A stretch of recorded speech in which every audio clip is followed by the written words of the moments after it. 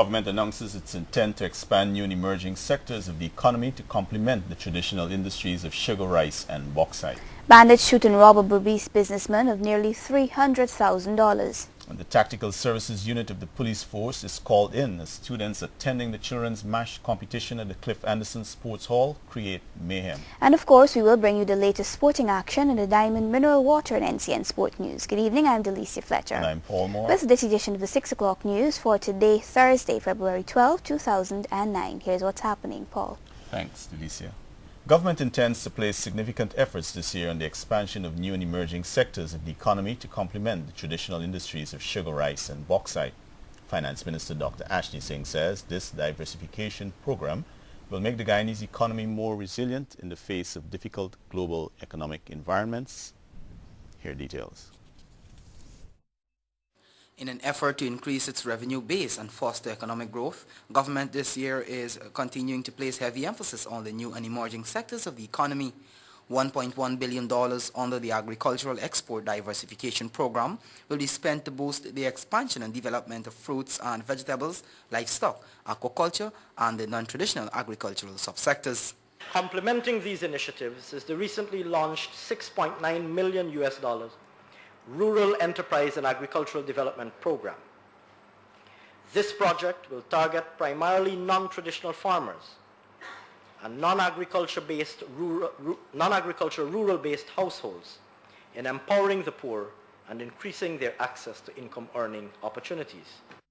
Emphasis will also be placed on the expansion of the livestock and aquaculture industries with the establishment of more farms and training in fish farming techniques to increase yields. For the tourism industry, efforts will continue to market Guyana internationally as a preferred tourism destination. In addition, government will continue to work closely with airline operators to ensure maintenance and expansion where possible of the routes and seat volumes that are offered to connect Guyana with the rest of the world and to promote optimal competition in the sector. The 2009 budget has also made provision for more emphasis in the area of business infrastructure with a $500 million proposed investment in the Belvedere, Eccles and Lesem industrial estates. These estates are targeting the manufacturing sector in the area of food processing, furniture, bottling and garment manufacturing, among others. Mr. Speaker, this government remains firmly of the view that a modern and competitive telecommunications sector would generate vast economic opportunities. To this end, negotiations have commenced with the monopoly operator. Government will be spending $800 million to develop a technology park for technology-based companies, while $60 million has been allocated towards evaluation of a viable biofuel investment.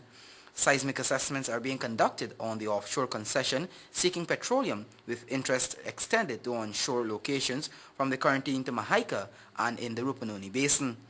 Additionally, seismic surveys are hopeful for the prospect of uranium. Edward Lane, the 6 o'clock news.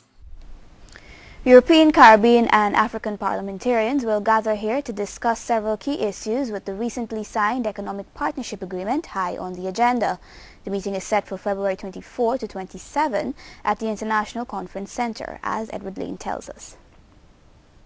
The agenda for the upcoming meeting was agreed upon yesterday when the EU-ACP Joint Parliamentary Association Bureau met in Brussels. On February 24, the ACP group will meet for a preparatory meeting, followed by a similar discussion by the EU. The formal discussion will begin on February 25 and will be opened by President Barajagdio at the International Convention Center. NCN has its hands on the agenda for the meeting, which was adopted yesterday in Brussels. This agenda outlined clearly that the formal discussion will be followed by the plenary session of the third regional meeting of the ACP EU JPA Caribbean. This will run until February 26. At the end of this session, the parliamentarians will adopt the Georgetown Communique. High on the agenda is the Economic Partnership Agreement signed between CARIFORUM and the European Union last October. Discussions will center around the EPA development dimension. Study for EPA Policy Department entitled the CARIFORUM EU EPA, the development component. Other agenda items are the regional integration and the regional strategy paper for the Caribbean and relations with Latin America, overseas countries and territories, and French regions. climate change and natural disasters and their impact on the region, security, human rights, election and governance in the Caribbean are also up for discussions. Talks will also be held on the impact of the global financial crisis and the narcotics trade on the region. Speakers include Ralph Ramkaran, Speaker of the National Assembly, Wilkie Rasmussen and Glenn Kinnock, co-presidents of the ACP-EU Joint Parliamentary Assembly.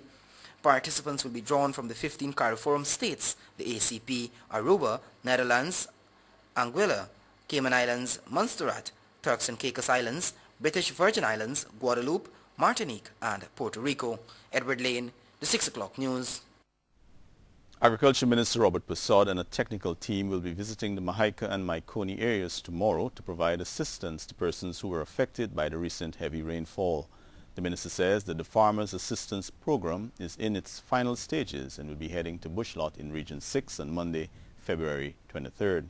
He notes that government is in discussion with the United Nations Food and Agricultural Organization and the Caribbean Development Bank to garner further resources. The $100 million program was initiated in affected areas to help farmers return to their trade following the December-January rains.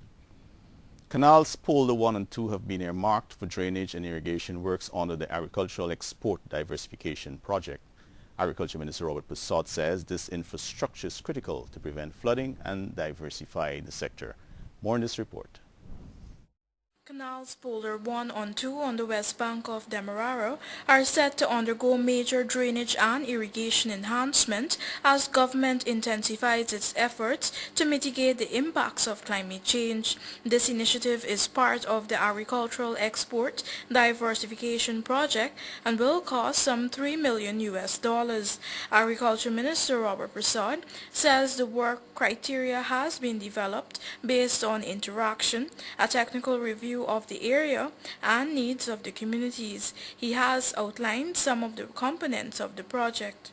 Works, you'll have 55 kilometers of primary channels, 220 secondary channels, 86 kilometers of service road, 1 main outfall sluice, and then we'll have the total rehab of the pumping station, which is ongoing. You have 800 meters of revetment, 14 bridges.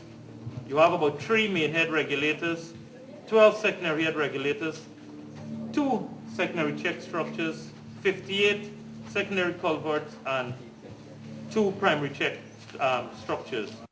The National Drainage and Irrigation Authority will be constructing an additional outlet leading to the Demerara River, which would drain the B and C line areas. It will also be rehabilitating the pumping station at Canal Number 2, which is expected to increase drainage capacity by 50%. CEO of the NDIA Lionel Wordsworth says regular meetings will be held with the communities to ensure that the works do not interrupt farming activities. When we complete the earthwork rehabilitation, it would amount to close, I think, 170 miles of canals and drains. You can clearly see all the canals and drains that we would rehab. And following the completion, let's say about 60% of the total earthworks that we have to do, we're coordinating the structures, that is the bridges, the culverts, and so to commence. Earthworks will begin this week, while civil works are scheduled to start by May. Reporting for the 6 o'clock news, I'm Shardal Lal. Armed bandits have shot businessman Ali Mohammed of Canefield Settlement, Kanji Berbice, before relieving him of nearly $300,000. Reports are that around 23 hours 45 yesterday, Mohammed and his assistant Manushwar Rampasad were closing his liquor and grocery shop when they were confronted. The 3 masked men then held them at gunpoint and relieved them of a quantity of jewelry, phone cards and $185,000 cash, shooting Mohammed to his foot. The man was taken to the New Amsterdam hospital where he received medical attention.